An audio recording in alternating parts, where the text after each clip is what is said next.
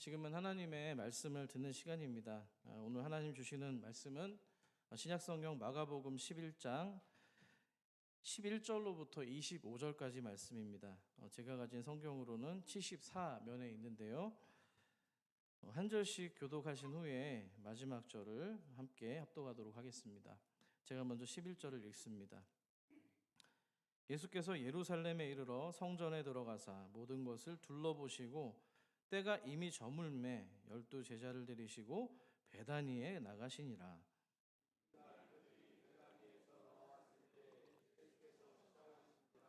멀리서 잎사귀 있는 한 무화과 나무를 보시고 혹 그 나무에 무엇이 있을까 하여 가셨더니 가서 보신즉 잎사귀 외에 아무것도 없더라. 이는 무화과의 때가 아님이라.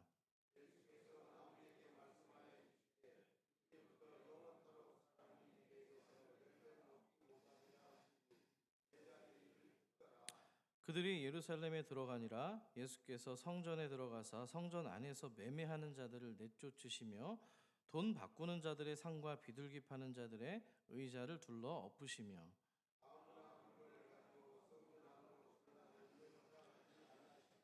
이에 가르쳐 이르시되 기록된 바 내 집은 만민이 기도하는 집이라 칭함을 받으리라고 하지 아니하였느냐. 너희는 강도의 소굴을 만들었도다 하시매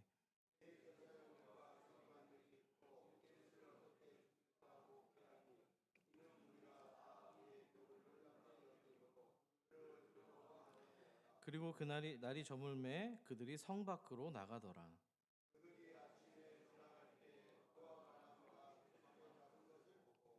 베드로가 생각이 나서 여짜오되 랍비여 보소서 저주하신 무화과 나무가 말랐나이다. 내가 진실로 너희에게 이르노니 누구든지 이 산더러 들리어 바다에 던져지라 하며 그 말하는 것이 이루어질 줄 믿고 마음에 의심하지 아니하면 그대로 되리라.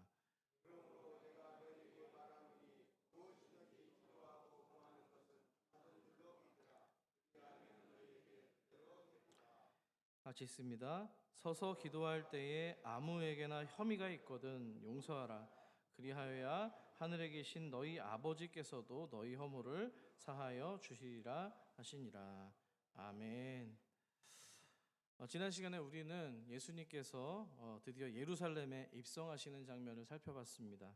그때 예수님께서 타고 가시는 교통수단이 있었는데 어떤 동물인지 기억이 나시나요? 예, 그렇죠. 새끼라고 하니까 좀 어감이 좀 이상하네요. 예, 당시 왕이나 귀족들이 타던 말이 아니라 새끼 나귀, 예, 나귀 새끼 맞습니다. 주님께서 왜 나귀를 타고 오셨을까요? 그 이유는 하나님의 선지자였죠. 스가랴 선지자를 통해서 하신 약속을 이루시기 위해서였습니다. 기억을 더듬으셔서 우리 스가랴 9장 9절 말씀을 함께 읽어보도록 하겠습니다. 시작. 시온에 따라 크게 기뻐할지어다 예루살렘에 따라 즐거이 부를지어다. 보라 내 왕이 내게 임하시나니 그는 공의로우시며 구원을 베푸시며 겸손하여서 나귀를 타시나니 나귀의 작은 것 곧 나귀의 새끼니라. 아멘. 주님께서 이 말이 아닌 이 나귀를 타신 그 자체가 겸손이 아니라 지난 시간에 하나님의 말씀에 순종해서 하나님의 뜻을 이루는 것, 그것이 바로 겸손이라고 말씀드렸습니다. 한 주 동안 우리 성도님들의 삶 가운데 그런 겸손한 순종이 있으셨는지 모르겠습니다. 간절히 바라기는 여러분의 삶이 하나님의 뜻을 이루는 낙이 타는 인생이 되기를 축복합니다. 그런 차원에서 한번 재미있는 인사를 한번 하면 좋겠습니다. 두 번에 걸쳐서 인사하실 텐데요.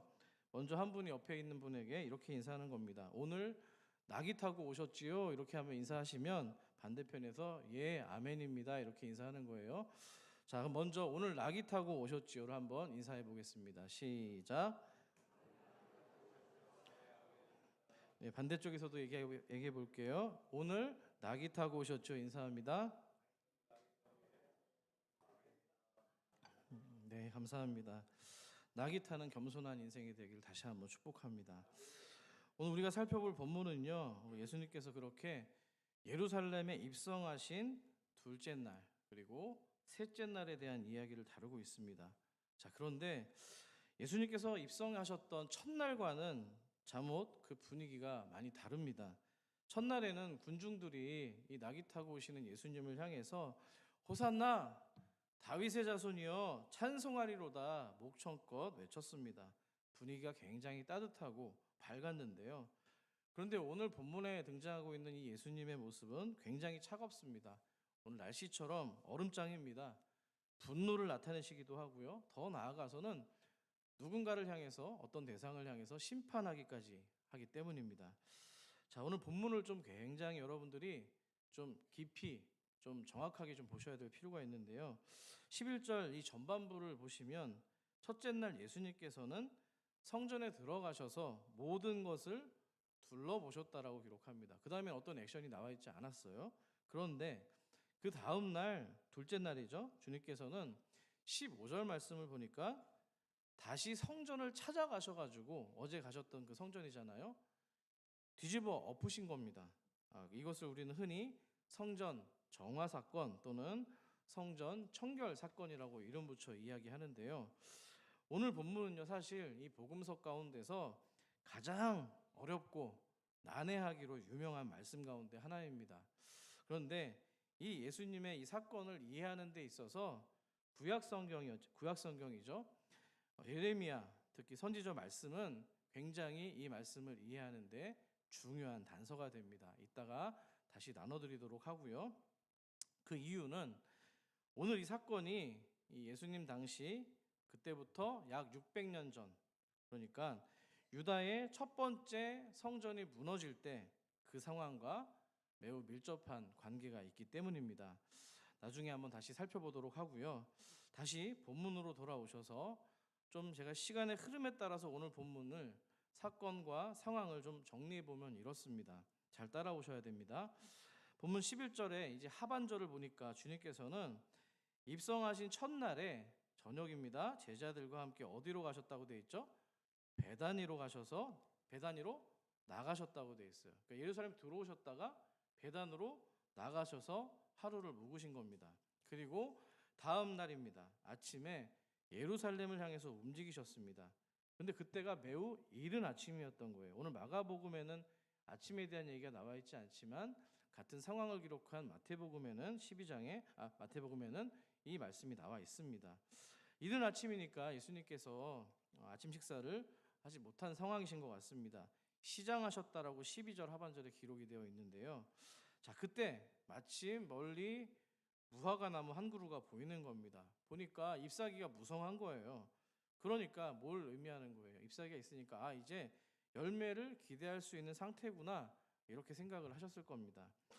사실 이 예루살렘도 그렇고요. 이 인근에 있는 베단이나 벳바게와 같은 이 예루살렘의 주변 도시들은요.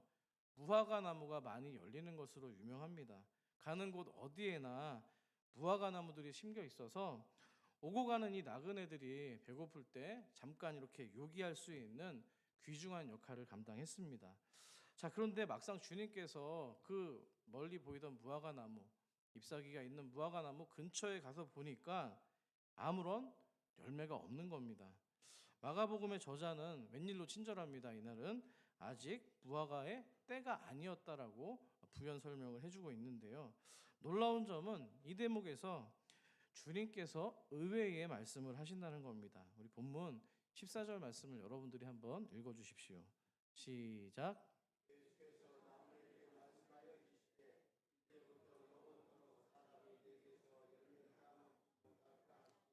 제자들의 이를 듣더라. 아멘.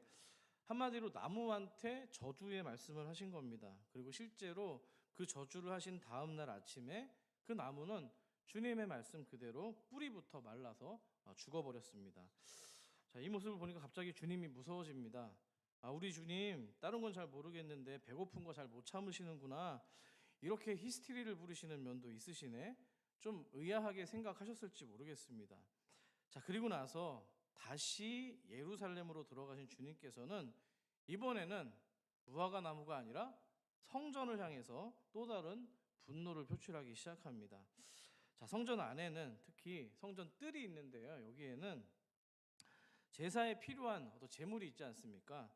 재물을 파는 상인들이 있었고요. 또 돈을 환전해주는, 말하자면 성전에서 사용하는 화폐로 바꿔주는 환전하는 자들이 있었습니다. 근데 예수님께서 그 상인들과 또 환전하던 자들을 내쫓으시고요, 거기에 있던 의자들을 다 뒤집어 엎으신 거예요.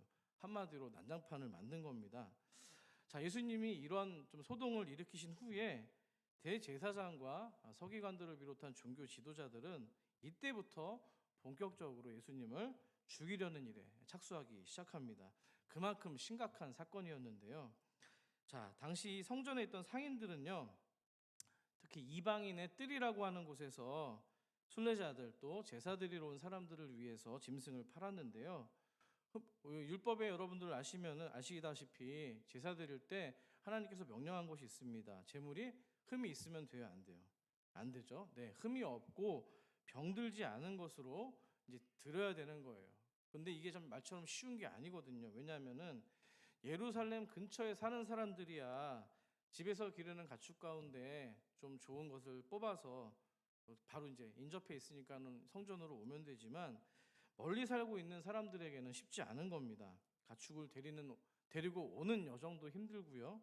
또 며칠씩 또는 몇 주씩 이동을 하다 보면은 처음에는 말짱했던 동물이 병이 들 수도 있고 다쳐서 흠이 생길 수도 있기 때문입니다.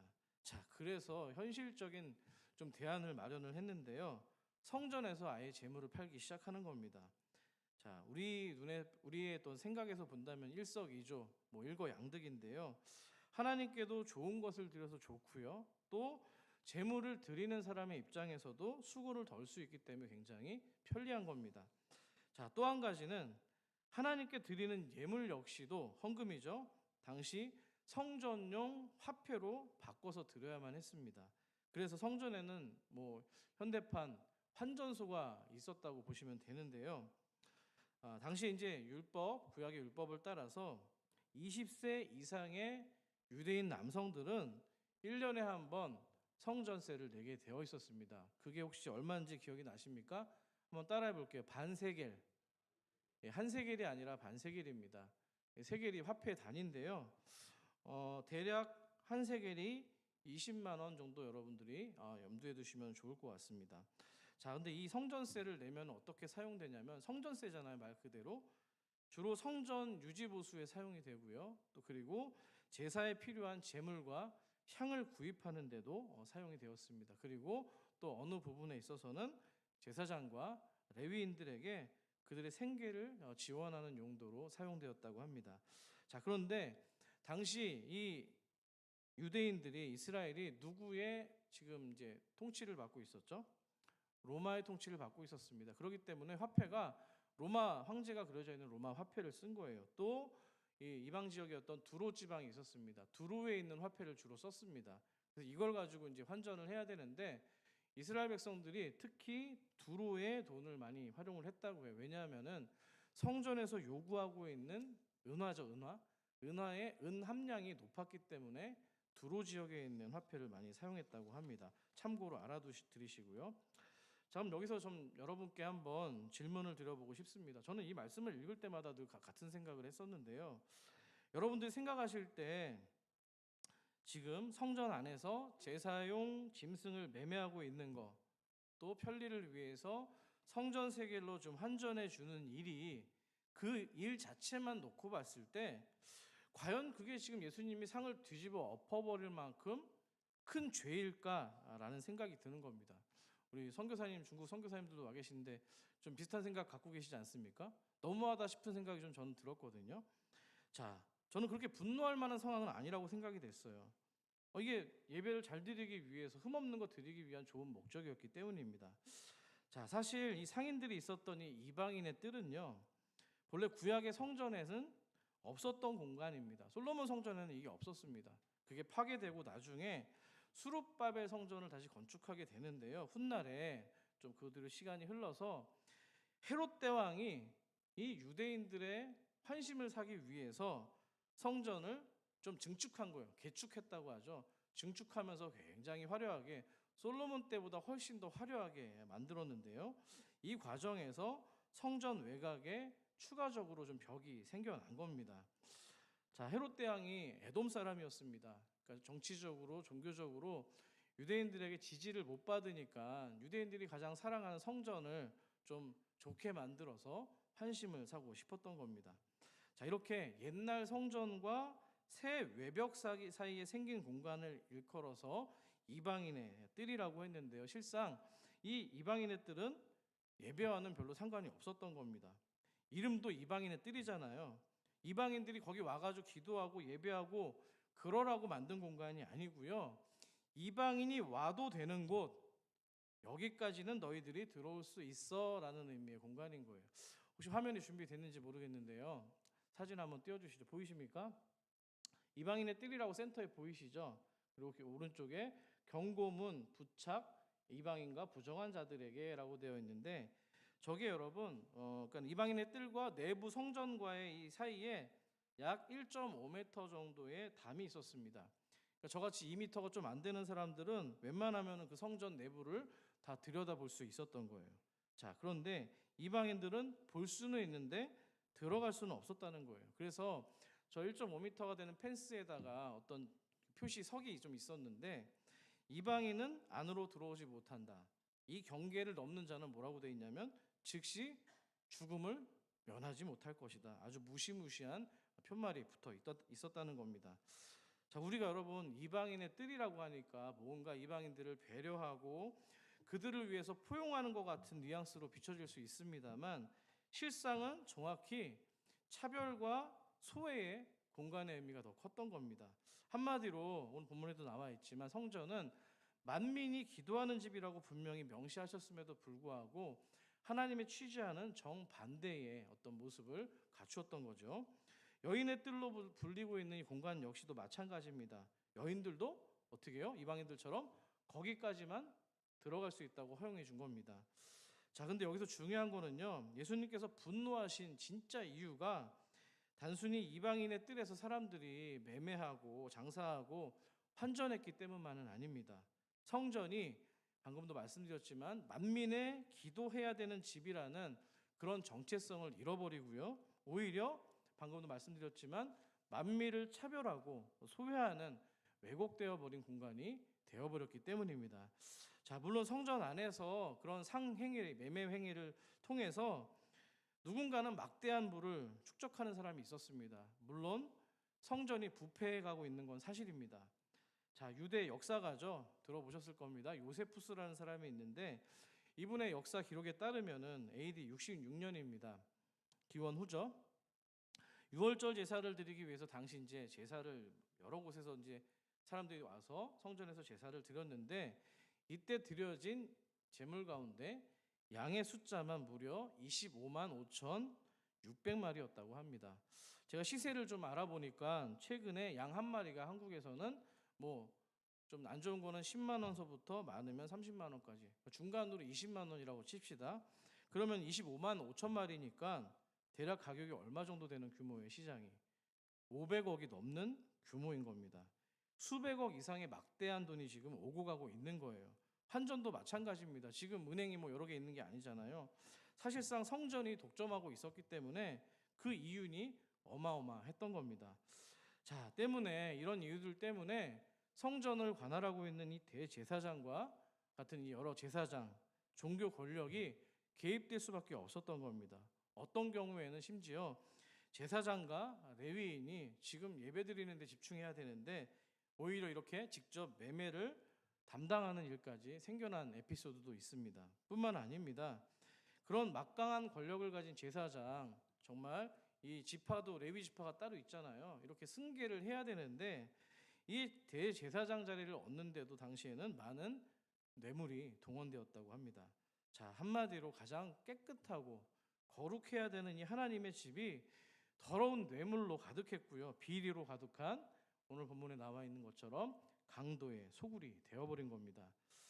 여러분 어떻습니까? 예수님의 분노가 조금 이해가 되십니까? 이해가 되시죠? 원래 용도가 아니라 변질된 거잖아요. 자, 문제는 거기서 그치지 않았습니다. 예배가 오염되면요, 백성들의 생활은 볼 것도 없는 겁니다. 다 오염된 거예요. 부패한 겁니다. 제가 그래서 앞서 초반에 설교 가운데 예레미야의 말씀이 오늘 본문을 이해하는 데 키워드라고 말씀을 드렸습니다. 예레미야가 당시 사람들에게 전한 메시지는 그 핵심은 예배뿐만 아니라 또 그들의 삶도 포함되는 내용이었습니다. 그들이 이제 예레미야를 통해서 하나님이 책망하시죠. 이스라엘 백성들을. 너희들이 하나님 나라와 정의와 공의와 그리고 자비와 긍휼이 전혀 없으면서 고아와 과부를 제대로 돌보지도 않으면서 그저 너희들은 내 앞에 나와서 열심히 예배드리는 그야말로 종교 생활만 하고 있구나, 이렇게 책망을 하신 거예요. 여러분, 예배를 드림으로써 우리가 이곳에 나와서 우리가 뭘 받는 거예요? 한 주 동안 살아왔던 여러분의 삶을 돌이키고 잘못된 것들을 회개하고 다시금 하나님의 말씀과 은혜의 용서를 가지고서 세상으로 다시 다른 모습으로 우리 변화돼서 나가는 거 아닙니까? 그런데 이때는 오히려 다시 죄를 더 짓기 위한 어떤 수단으로서 예배를 생각한 겁니다. 어떤 내용 때문에 그러냐면 이런 거죠. 택한 백성이라는 선민의식이 굉장히 뚜렷했던 이스라엘 백성들 아닙니까? 나는 하나님의 백성이야. 나는 성전이 있어. 저렇게 멋진 성전을 가지고 있는 민족의 백성이야. 하나님은 내가 어떻게 살아도 나를 구원하시는 분이야. 안전하다고 착각을 했던 겁니다. 자, 이거에 대해서 이런 인식을 가지고 있는 이스라엘 백성들에게 우리 하나님께서 어떻게 이야기를 하고 있을까요?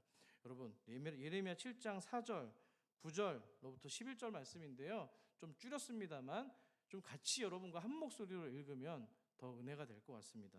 같이 한번 읽어보겠습니다. 시작. 너희는 이것이 여호와의 성전이라, 여호와의 성전이라, 여호와의 성전이라 하는 거짓말을 믿지 말라.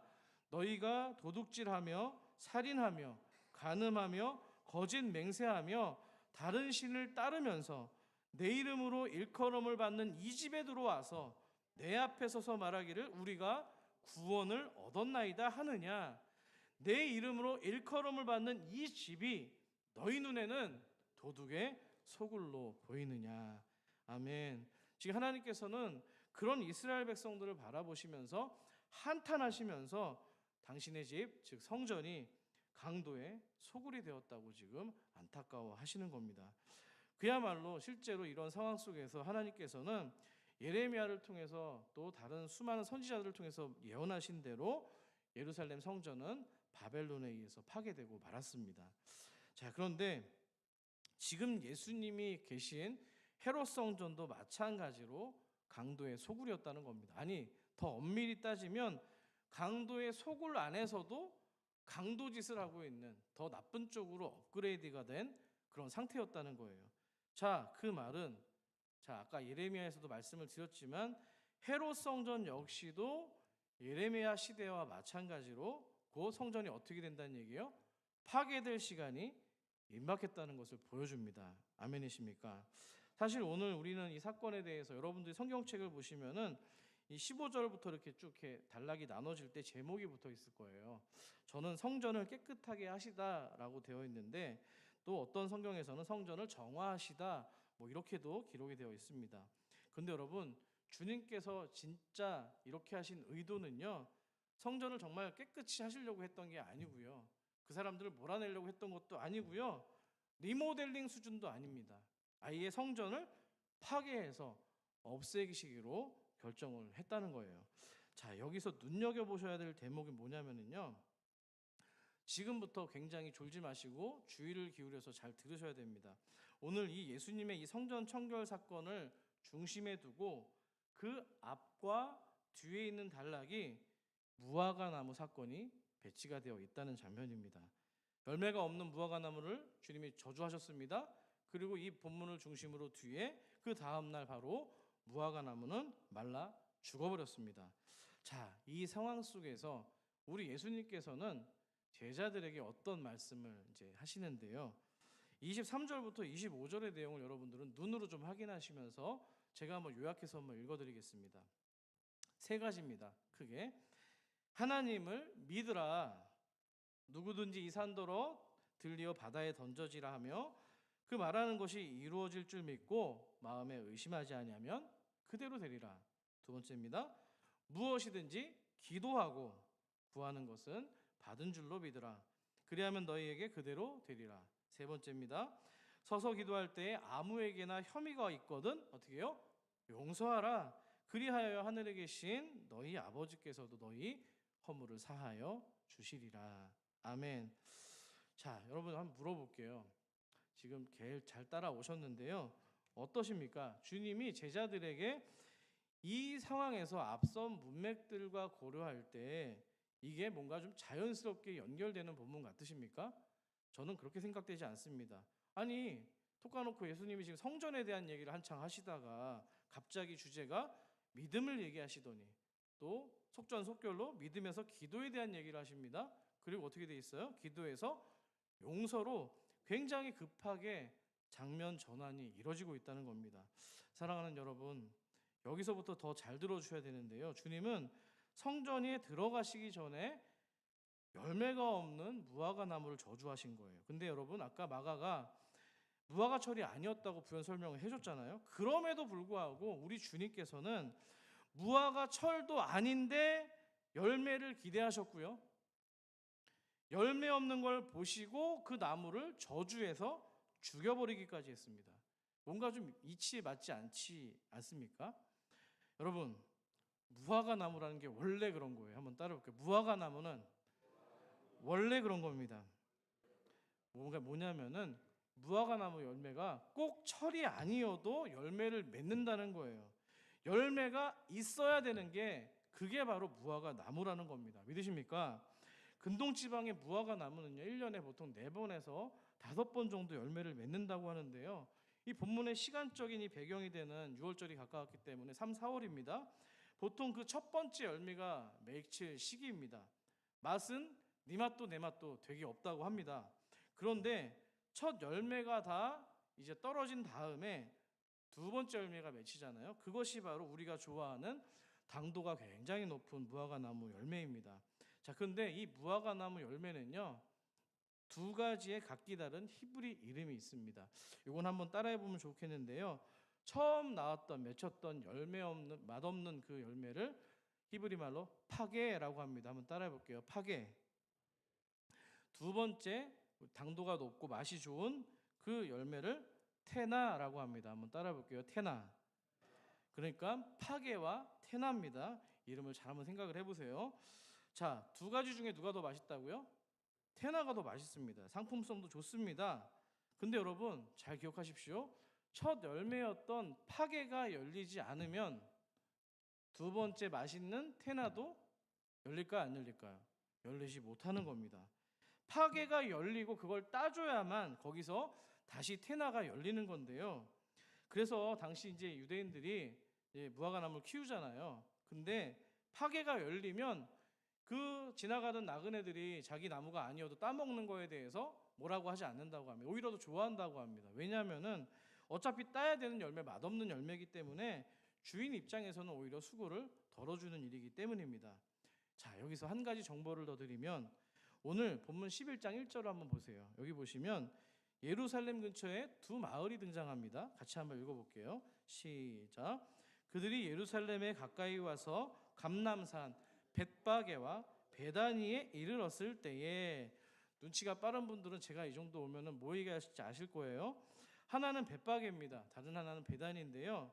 벳바게는 뭐가 합쳐진 말이냐면 베트, 집이라는 말과 방금 읽었던 파게, 두 가지가 합쳐진 말이에요. 그러니까 되게 일찍 열린 무화과의 집이라는 뜻입니다. 되게 맛없는 무화과의 집이라는 의미를 가지고 있고요. 베다니는 뭐예요? 베트와 아까 말씀드린 테나가 합쳐진 이름인데요. 잘 익은 맛 좋은 제철 무화과의 집이라는 의미를 갖는 겁니다. 자, 그러니까 얼마나 무화과 나무가 이 예루살렘 지역에 많았던지를 보여주는데요. 나중에 성지순례를 가면 꼭 확인하시기를 바랍니다. 자, 그렇다면 질문입니다. 두 번째 질문, 마지막 질문입니다. 예수님이 아까 다가가셔서 드시려고 했던 그 무화과 열매는 이른 무화과 파게였을까요? 아니면 테나였을까요? 그냥 여쭤볼게요. 파게라고 생각하는 사람 한번 손 들어보십시오. 손 들어보세요. 의지를 가지고 들어보십시오. 네. 그러면 테나라고 생각하시는 분 들어보십시오. 안 드시는 분은 뭐죠? 그렇게 하면 안 됩니다. 정확하게 의사표시를 하셔야죠. 잘하셨어요. 파괴가 맞습니다. 하나님은 맛 좋은 열매를 지금 구한 게 아니고요. 맛없는 파괴를 지금 기대하신 거예요. 그런데 문제는 뭐예요? 맛없는 파괴나무 열매라도 맺히길 기대하고 갔더니만 있어요, 없어요? 없는 겁니다. 그럼 뭐예요? 파괴가 없으면 이후에 뭐도 안 열리는 거예요. 테나가 열릴 길이 원천봉쇄 당한 거예요. 무화과 나무 어떤 나무입니까? 땔감으로 물러 터져가지고 땔감으로 쓸 수도 없고요. 또 목재로도 사용할 수 없는 나무입니다. 그저 열매만 기대할 수 있는 나무, 그게 바로 무화과 나무의 정체성입니다. 근데 여러분, 오늘 예수님이 가셨더니 뭐만 무성하게 있어요? 열매가 없이 잎사귀만 그냥 무성하게 있었던 겁니다. 실망스러웠던 거예요. 자, 그때 그 모습을 바라보시면서 우리 주님께서는 무슨 생각을 하셨을까요? 두 가지입니다. 바로 열매 없는 이스라엘 백성들의 신앙과 또 잎만 무성한 성전을 생각하신 거예요. 종교적인 행위는 가득한데 도무지 경건의 실체와 능력은 없는 그런 신앙에 대해서 안타까워 하시는 장면입니다. 아니, 주님이 맞는 걸 기대하지 않았어요. 너희들이 테나와 같은 정말 신앙의 열매를 맺어서 하나님 나라를 세상 가운데 전하는 뭐 그런 거는 기대할 수도 없습니다. 그것 기대할 수 없고요. 지금 가장 기본적인 열매, 맛대가리가 없는 파괴의 열매조차 맺지 못하는 이스라엘의 지금 형편을 책망하고 계신 장면인 겁니다. 여러분, 주님께서는요, 파괴가 아까 맛없는 열매라고 했잖아요. 비록 맛이 없어도 온전하지 않아도 서툴게나마 조금 작은 열매라도 맺혀 있기를 기대하셨는데 그것조차도 없는 이스라엘의 형편에 대해서 부끄러워하시는 장면입니다. 여러분, 우리 하나님은요, 그런 예루살렘 성전 같지도 않은 그 성전을 다시 깨끗하게 하실 생각이 없었던 거예요. 아예 무너뜨리기를 원하셨습니다. 왜요? 진짜 참 성전이 되시는 예수 그리스도를 우리에게 보내주셨기 때문입니다. 아멘이시죠? 여러분, 오늘 그 맛없는 파괴 열매를 그거조차 맺지 않은 그 무화과 나무를 예수님께서 저주하면서 말라 죽인 까닭은요, 결국에는 강도의 소굴보다 못하게 된 지금 예루살렘 성전의 운명이 결국엔 그 무화과처럼 말라 죽고 파괴될 것이다 예언하고 계시는 장면입니다. 그럴 때 여러분, 이 나머지 이제 이후에 있는 말씀들을 조금 이해할 수가 있는데요. 아까 이 산더러 들려서 바다에 던져라, 그리 될 것이라는 말씀이 바로 그 뜻입니다. 예루살렘 성전만이 아니라 예루살렘 도시만이 아니라 그 도시를 에워싸고 있던 시온산도 같은 운명이 될 거라는 거예요. 주님은 다시 고쳐서 리모델링 하실 그런 마음이 없으셨던 겁니다. 성전도 도시도 산도 모두가 다 돌 하나 위에 돌도 남김없이 완전히 무너뜨리시기 때문입니다. 여러분, 하지만 그럼에도 불구하고 우리가 소망이 있는 것은 비록 타락한 성전과 그 기초가 되는 산과 산성이 무너진다고 할지라도 우리 하나님의 자비하심과 언약은 파기되지 않았기 때문입니다. 아멘이십니까? 그 언약이 누구예요? 바로 새 언약의 주인공이 되시는 예수 그리스도입니다. 우리는 그 그리스도를 성전 삼아서 만민이 기도하는 집이 될 것이기 때문입니다. 그래서 지금 제자들에게 너희들 예수를 통해서 만민이 함께 기도하는 그 하나님 나라를 위해서 기도하라고 명령하고 계신 겁니다. 주님께서는 마지막으로 25절에서 한 가지 이야기를 덧붙이고 계시는데요. 너희들이 다른 사람의 혐의가 있을 때 용서해라. 그래야만 하나님이 너희의 허물도 용서한다고 기록하고 있습니다. 자, 여러분, 여기서 왜 주님께서 또 뜬금없이 용서와 속죄에 대해서 이야기를 하고 있을까요? 답은 간단합니다. 이스라엘 사람들이, 유대인들이 하나님으로부터 용서와 속죄를 얻는 공간이 어디였어요? 바로 성전이었기 때문입니다. 아멘이십니까?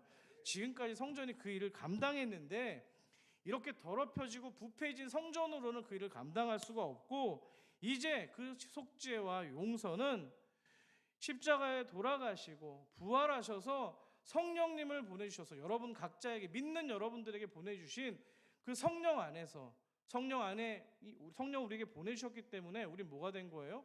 성전이 된 겁니다. 믿으십니까? 그 안에서 속죄와 용서가 이루어질 거라고 알려주시는 장면입니다. 여러분, 하나님께서는 예수 십자가의 죽음을 통해서 또 우리 가운데 성령으로 임재하신 그 하나님이 우리를 하나님의 성전으로 삼으셨기 때문입니다. 믿으시면 아멘 합시다. 예수님을 믿습니다. 믿고 그 이름을 의지하면서 기도하는 자, 그리고 마지막에 나와 있는 것처럼 용서하는 자, 바로 그 사람 그 내면이 주님의 집이고 곧 성전이라고 약속하신 겁니다. 믿으십니까? 사랑하는 여러분, 우리는 믿음을 가지고 서로를 위해 기도하고요, 또 서로를 용서함으로써 여러분 자신이 정말 하나님의 거룩한 성전인 것을 세상 가운데 증거하셔야 될 줄 믿습니다. 이렇게 함께 모인 자리, 함께 기도하며 예배하는 자리, 이 자리가 강도의 소굴이 아니라 성령의 충만하신 임재가 있는 거룩한 처소요, 또 성전임을 증거하는 주님의 교회가 되기를 간절히 소망합니다. 여러분, 그렇게 삶으로 고백하는 우리 교회가 되었으면 좋겠습니다. 지금은 여러분, 주님께서 우리가 기도할 때마다 허물이 있는 자, 우리에게 등 돌린 자, 상처 준 자에게 그들에게 용서하라고 이야기를 합니다. 여기 25절에 보시면은 다른 누군가에게 혐의가 있거든 용서하라고 하셨잖아요. 혐의는 허물과는 좀 다릅니다. 혐의는 다른 사람에 대해서 가지고 있는 잘못된 감정에 대해서 이야기를 하고 있고요. 허물은 하나님과 다른 사람에게 지은 명백한 죄를 의미합니다. 그러니까 여러분들이 기도하실 때 뭔가 명백한 죄를 진 건 아니지만 타인을 향한 어떤 나쁜 감정이나 해코지 하는 마음이나 이런 감정들이 예배드릴 때 기도할 때 품으셨다면 그걸 하나님 앞에 가져가서 회개하시고 온전히 하나님이 주시는 회복을 서로가 경험할 수 있기를 축복합니다. 여러분, 이 말씀대로 우리가 하나님께 기도할 때마다 아무에게나 혐의가 있거든 용서하는 용서 공동체가 되기를 축복합니다.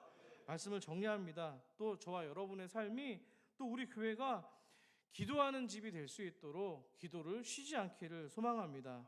왜냐하면 진실한 기도가 점점 더 사라지면은요, 결국 뭐만 남는 거예요. 이 예배당도 이 교회도 강도의 소굴로 변질되기 때문입니다.